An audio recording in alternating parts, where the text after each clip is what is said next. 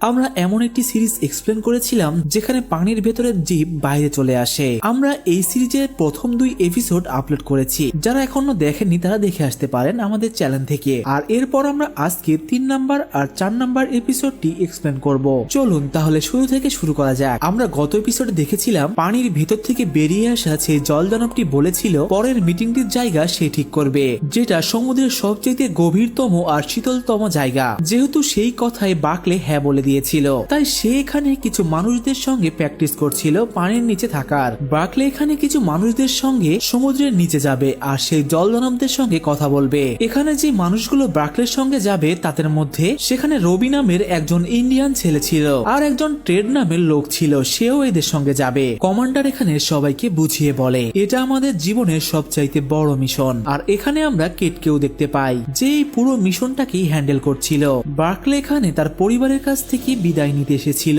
তখনই তার বউ বারবার তাকে বলে তুমি সেখানে যেও না, হয়তো তুমি আর সেখান থেকে ফিরে আসতে পারবে না। এখানে বাকলের মেয়েও ছিল, যে কিনা তার বাবার উপরে অনেক রাগ করে আর বলে এটা কোনো মজা চলছে না, সেটা খুব ভয়ঙ্কর জায়গা, তুমি সেখানে যাচ্ছ আর সেখান থেকে ফিরে নাও আসতে পারো। সে তার বাবার উপরে রাগ দেখিয়ে সেখান থেকে চলে যায়। বাকলে তার বউকে বলে তুমি ওকে বুঝিয়ে বলো আমি অবশ্যই ফিরে আসব। আর তখনই বাকলের বউ তাকে জড়িয়ে ধরে আর সেখানে তাদের মেয়েও আসে আর তাকে জড়িয়ে ধরে। এখানে তারা দুজন বাকলেকে বিদায় জানায়। এখানে মোট 6 জন ছিল যারা সেই দানবদের সঙ্গে কথা বলতে পানির নিচে যাবে। এখানে তারা সবাই হেলিকপ্টারের মধ্যে বসেছিল। তখন সেখানে থাকা টেড নামের লোকটি বলে আমি সেই জলদানবদের জন্য একটি উপহার নিয়ে এসেছি, আর এটি একটি কাঠের গ্লোভ ছিল।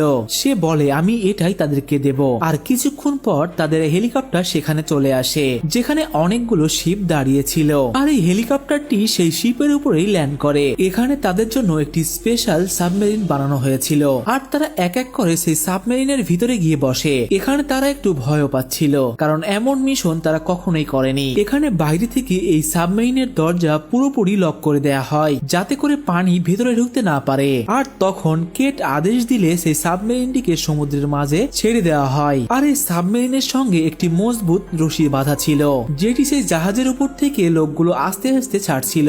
এই সাবমেরিনটি 5 থেকে 6 মাইল সমুদ্রের নিচে যাবে। সেখানে থাকা টেড নামে সেই লোকটি ভয় পেয়ে যায় আর বলে হয়তো এই সাবমেরিনে ফুটো আছে, যার জন্যই ভেতরে পানি চলে আসছে।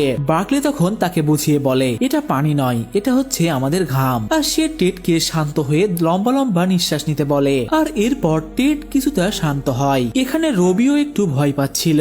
অন্যদিকে আমরা কেটকে দেখতে পাই সে চলে এসেছে লন্ডনে মিটিং করার জন্য। কেট এখানে এসে তাদেরকে বলে এখানে তোমরা যে মিটিং করছো সেটাকে এখন বন্ধ করতে হবে, আমার কাছে একটু এমার্জেন্সি আছে। আমাদের 6 জন লোক সাবমেরিনে করে সমুদ্রের সবচেয়ে গভীরতম স্থানে যাচ্ছে, আর আমাদের এটা নিয়ে আলোচনা করা উচিত। তখন সেখানে থাকা হ্যারি নামের একজন লোক বলে ওঠে আমরা আগে যে মিটিংটি করছি এটি আগে শেষ করি, তারপরে বাকি মিটিং করা যাবে। কিন্তু কেট জেদ করতে থাকে, যার কারণে সবাই তার কথা মেনে নেয় আর তাকেও সেই মিটিলে সামিল করা হয়। যেখানে ইউএস মিলিটারির একজন বড় কর্মকর্তা তাদেরকে বলে আমরা এখন সব ধরনের হাতিয়ার ম্যানেজ করে ফেলেছি, এমন এমন মেশিন রয়েছে যা সেই সমুদ্র দানবদের কনফিউজ করে ফেলবে। এমনকি আমাদের কাছে এমনও হাতিয়ার রয়েছে যেগুলো দিয়ে সমুদ্রের তলদেশে গিয়েও তাদের সঙ্গে যুদ্ধ করা যাবে। তখন কেট তাকে থামিয়ে দিয়ে বলে আমাদের হাতিয়ারের কি দরকার, 6 জন লোক তো কথা বলার জন্য গিয়ে